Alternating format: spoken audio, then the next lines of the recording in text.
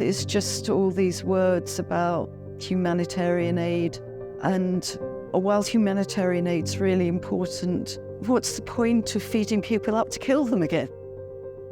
We immediately understood that this is requiring quick organization.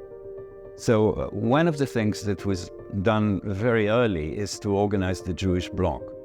And it's a peaceful protest, and it's mounting a healthy pressure of our beloved government to stop supporting this Zionist state and with its atrocities. I don't see anything anti-Semitic. The war here, the fight here, the hatred here, everything is against occupation. The problem is occupation. The problem is not Judaism. The Muslims have no problem with Jews at all. We Jews and Muslims are friends and brothers. We refuse to be enemies.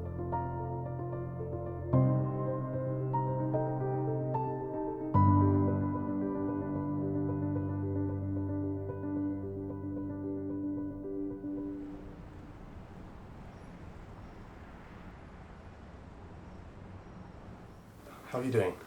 I'm fine.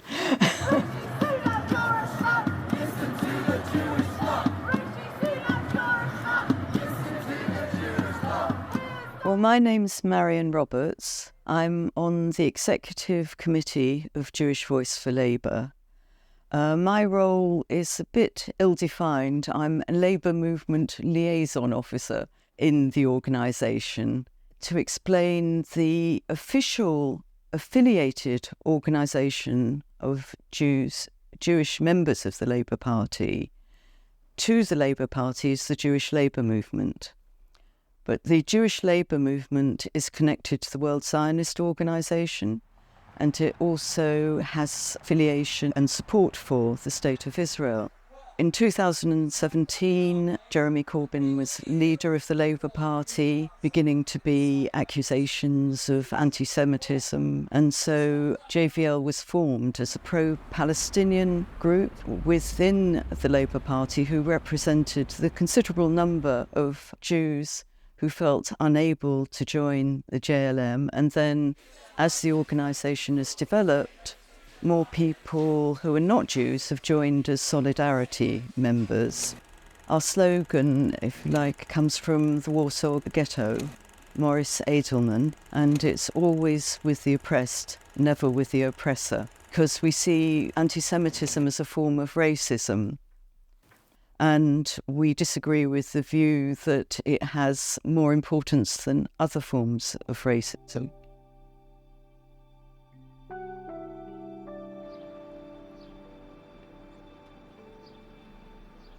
My name is Rabbi Beck. I'm a rabbi here in Stamford Hill. I'm also a teacher in 2 schools here. I'm involved in an organization calling the Natura Karte. Karte is city. I think in Arabic it's some similar word, Karte. I don't know how you say city in Arabic. And Natura, it means people what are guardians. People gives a name for these people who are standing up against the state of Israel. This is the guardians of the Jewish faith. My name is Rabbi Chaim Soifel. And unlike Rabbi Beck, I'm not a qualified rabbi. I'm a student. I'm a student who studied most of the day the Talmudical studies the whole day. What you see here, and that's basically what I do most of my life. Came the last 25 years as a part of Natura Karte worldwide organization, which is fighting on a peaceful way the Zionist occupation of Palestine and the destruction of the Jewish religion by the Zionist world movement. They have 2 agendas on the table, the Zionists, destroying the Palestinian and destroying the Jewish people, switching the Jewish people from religious, strict Jewish people that were loyal to the government, to all government where they used to live, like in the Arab countries, in the Muslim countries, the European countries. Now they trying to perform them, to transmit them, to change them to a nationalist without any respect for men and women life, and without any respect for God or for the Jewish religion. Shows that that's the basics of Zionism. We target into the Palestinian people that they should know that there is hundreds of thousands of people here in North London, in Palestine, all over the place, large communities which do not recognize the Zionist world movement. They don't recognize their state, don't send their people to the army. They don't want to have any part of this rebellion against God and against terrible rebellion against the Palestinian people. They don't have any part of the theft, killing, and atrocities, the ongoing atrocities that goes on in the historical Palestine since 1948.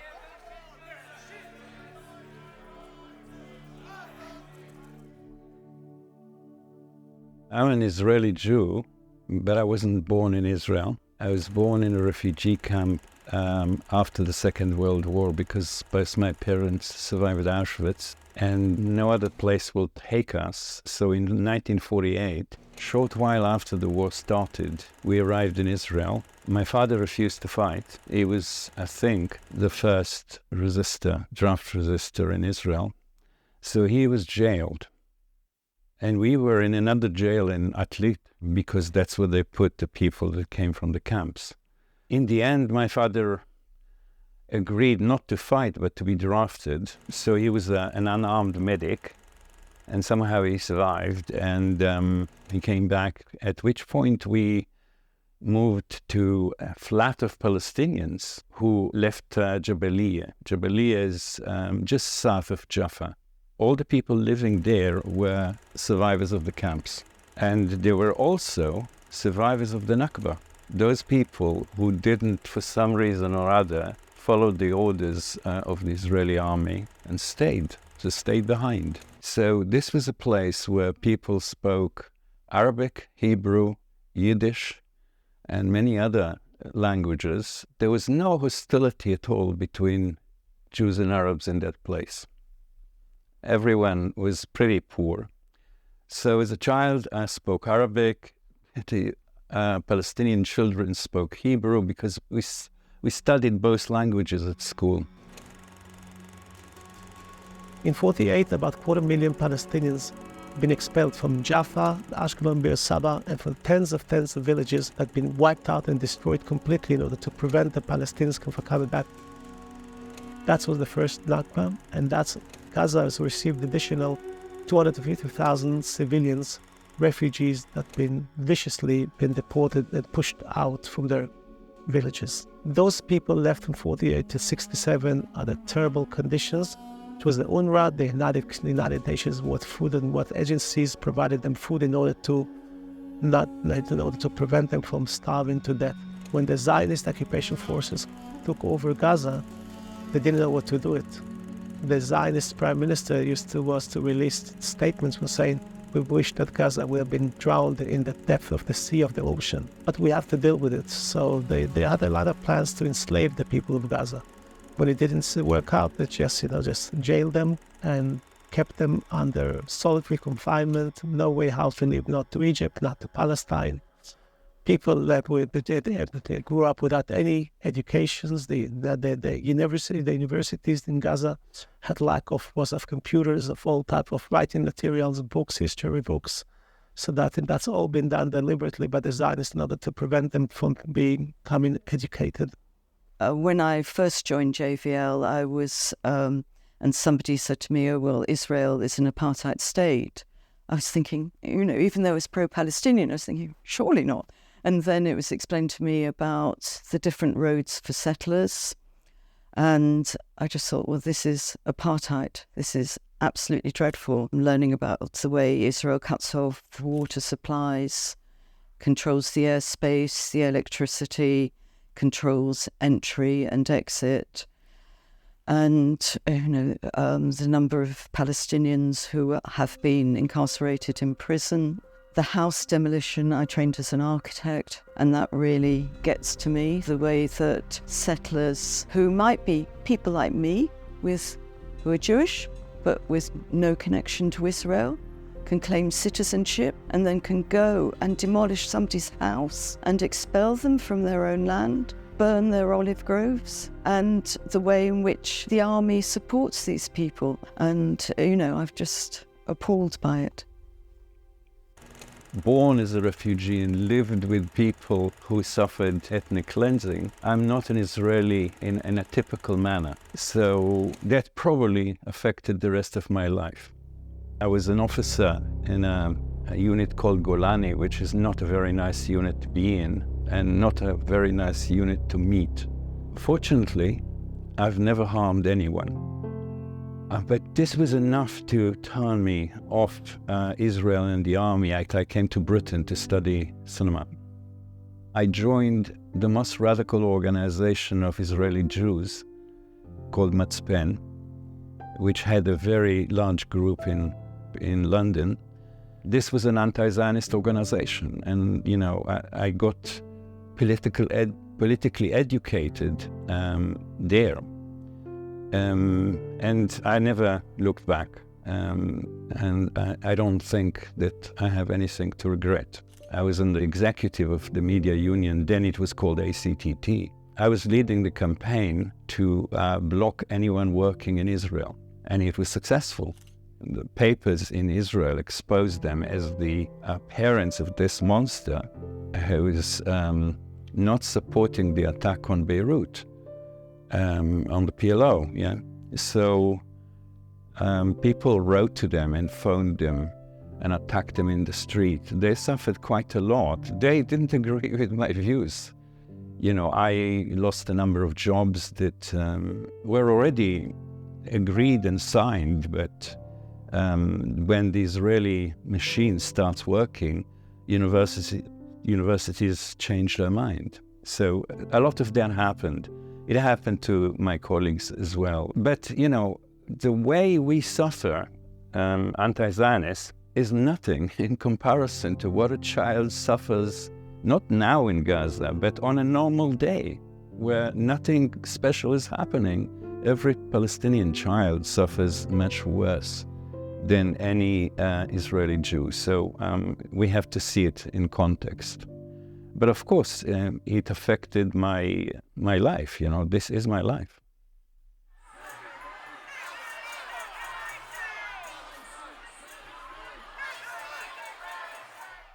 Since the 7th of October, Zionists conducted a ground invasion, which simply been aimed to obliterate and to destroy Gaza. The main aim was to destroy the people as people, to push them away to Sinai. There's a lot of oil on the beach on the coast of Gaza. They wanted to build a canal between Ashkelon to Eilat as a replacement to the Arabic Suez Canal in Egypt. And the disturbance is the Arab Muslim government in Gaza that, of course, would have resisted them to protect these possessions, this property, these little bit things that left over that anyway, that now they didn't allow them to exploit a bit, to take out this oil from the sea, to rebuild Gaza. On October the 7th, after the Hamas attacks, the Israeli army started bombing Gaza, particularly the north section of Gaza, Gaza City, which is the most densely populated part of Gaza. They cut off aid, and Gaza depends on aid. Residents were allegedly told to flee to the south of the Gaza Strip, and some of them were bombed on the way there.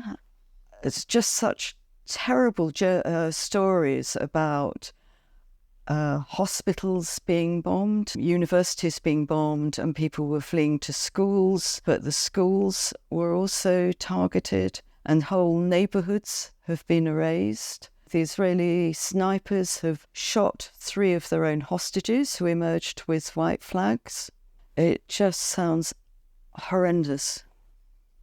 Now, colonizing Palestine at the end of the 19th century, beginning of the 20th century, was totally unusual because colonial projects were already collapsing. Most of them collapsed in the first half of the 20th century. Sitting in London, we should never forget that without the support from Britain, then France, and of course now the United States and the rest of the West, the whole West is fighting a small group of people called the Palestinians. So I think when they tell us, first of all, Hamas is a terrorist organization. They did say to us for many years, the IRA is a terrorist organization. The IRA now are in government. They said to us, the FLN in Algeria is a terrorist organization. The ANC, Viet Cong, all these are terrorist organizations. Every single liberation movement was called a terrorist organization. 2 prime ministers of Israel were terrorists that the British mandate authorities put a price on their heads.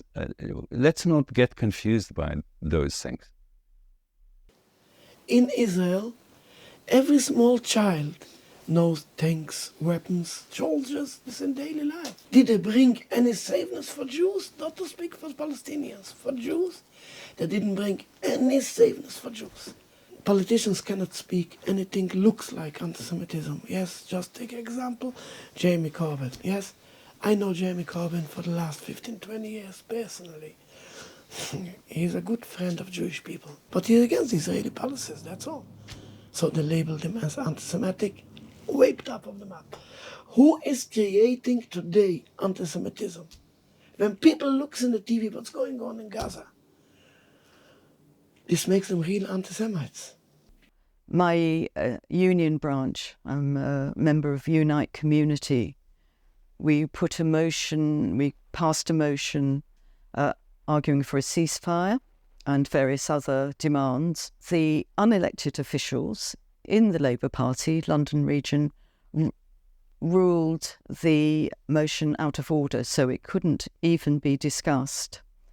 So Labour Party members are being gagged from even trying to get through a resolution, which does nothing very much, but it is at least an expression of what the members think. Never before was any war covered so widely without allowing the media in from the rest of the world, The real suffering of Palestinians is covered by amazingly brave and capable people who are continuing after everything that happened and despite everything that happened to resist by recording and sharing. For many years of my life, I believed that the Holocaust was possible because people didn't know what is going on. And now I was wrong. Why you don't remember what's happened for you own people for 80 years ago? Bibi Netanyahu, I don't know how old is he? 70 years, something like that. Yes, he didn't remember the Holocaust. However, he was very close to the Holocaust. Yes. How can we see on the TV similar things like what's happened in the Holocaust has happened in Gaza? How can this is so shameful what's going on? And for that we're feeling out for our duty to come out to these demonstrations and to cry out, to bring out what's the real Jewish voices. The state of Israel, shame, shame. You don't speak in the Jewish name. The state of Israel, shame, shame. You don't speak in the Jewish name.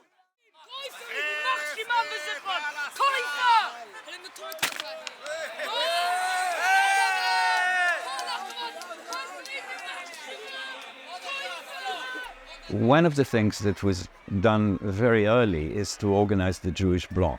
Some of the people who are in the Jewish Bloc now didn't exist before as organizations, and others wouldn't take an anti-Zionist position. They were too frightened. We were always anti-Zionist, our organization, JNP, because it was set up by anti-Zionist Jews. But the others had to come kicking and screaming into it. And even now, they're not in our position. They're not talking about colonization, most of them. They're not talking about decolonization. They're not talking about one state. In other words, they don't think politically. They think, if you want, emotionally. Now, there's nothing wrong with that. Emotionally, for all of us, this is a terrible time. So we very welcoming, very good, the protest. It would help the Palestinians, it will help the Jews together to live together. And first of all, to stop this genocide. That's the main thing of right now. Bringing medicines to the people of Gaza, bringing medical help, food, supply, clothing, and anything, and to rebuild their houses that will be viciously destroyed. I think one of the things I hope for, and I think probably we all hope for, is that it gives support to Palestinian people, to see that number of people on the streets. And hopefully if they see that there's banners from Jewish groups, that they'll see that in this country, as in the USA, which has a very strong pro-Palestinian Jewish movement, that there are Jewish people who support them. The protests are a way of expressing those desires, if you like, that urge to end injustice. We want a ceasefire. We want to see Palestine and Palestinians liberated. We don't have a strong view of a one state, two state. For me personally, I think that's up for the Palestinians to determine. But what is important is human rights for Palestinians, freedom, equality, dignity, and the right to return and the right to be in their own homeland.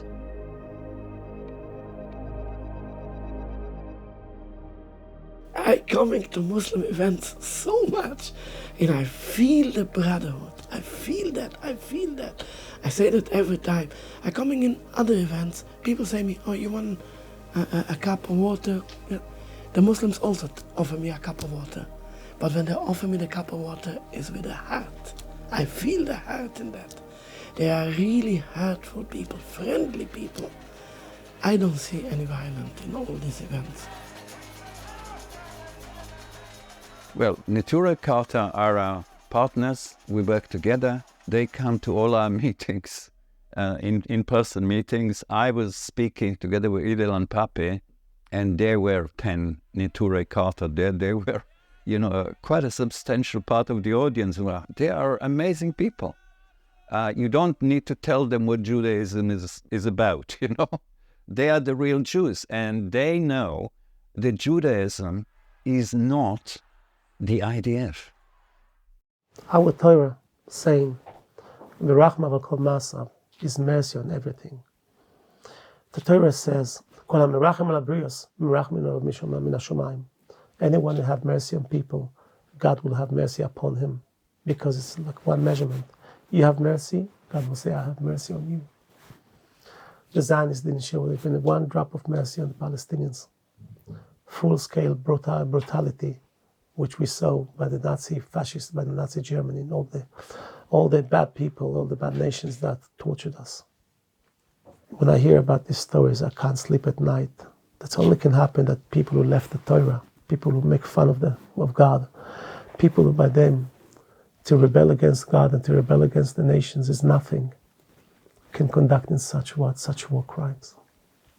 It's becoming clear that the Palestinians are here and are not going anywhere. That Tzumud is what they chose, and you can't get rid of them like you did in 1948. This is not the same story. March with us, read about different issues on the JVL website, join with whichever group they most strongly identify with. There's many different ways to be a Jew, and you can be an atheist Jew, which I am. The future is not in our hands because they are so outnumbered and so outgunned and so outfinanced by the rest of the West. It's in the hands of the resistance and the international community. What we need to do for that is a lot of education.